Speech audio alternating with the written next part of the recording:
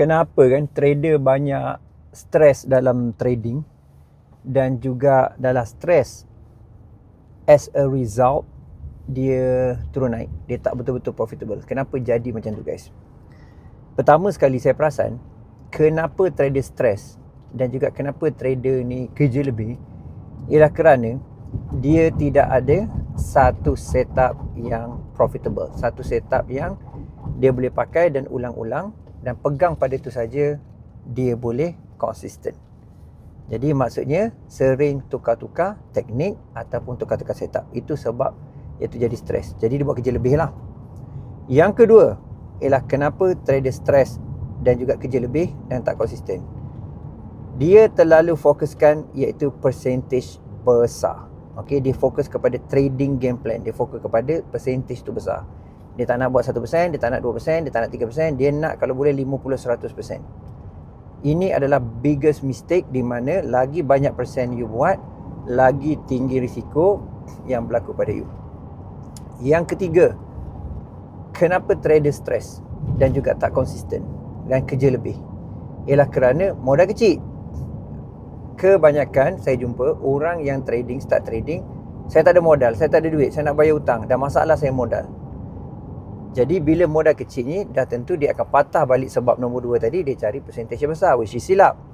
Sebab kunci kepada kaya ialah bukan percentage besar, kunci kepada kaya ialah consistent percent. Walaupun decent 1-3%, walaupun decent 3-7%, walaupun decent 5-7%. Itu yang kedua. Jadi poin utama saya ialah you kena faham kunci utama untuk you tidak stres dan boleh konsisten ialah fokus pada percentage kecil. Senang nak dapat. Contohnya 1000 USD dapat $10. Itu dah 1%. Dapat $30 dah 33%. Jadi macam mana nak kaya? Sebab itu yang kenapa punca trader stres dan juga banyak gagal ialah kerana salah satunya punca dia iaitu tidak faham trading dan juga scaling game plan. Yang buat kaya ialah sebenarnya scaling game plan, di mana ialah you letak capital lagi besar.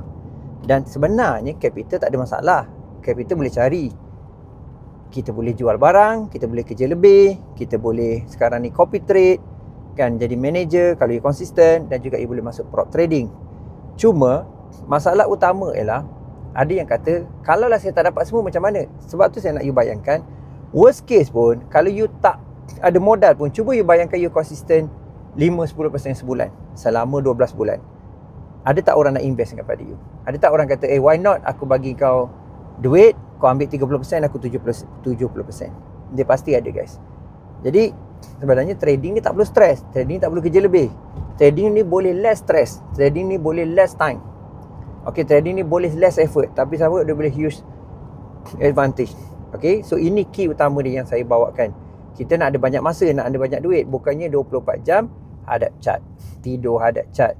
Nak tidur bangun tengok float ke tak kan, pergi tandas tengok chart, makan sambil tengok chart. Kita tak nak jadi macam tu. So kalau you nak be able untuk work dengan saya, macam mana untuk iaitu trading lebih mudah, trading lebih santai, lebih easy kan, less time, less effort, dan boleh grow berganda-ganda, join saya dalam consistent game plan yang saya jalankan. Klik link dekat bio dan jumpa saya untuk 3 hari. Saya akan walk you through dalam masa terdekat macam mana untuk start pada zero, konsisten, dan juga scalekan income you berkali ganda dengan konsep less time, less effort dan juga high return. Jumpa lagi.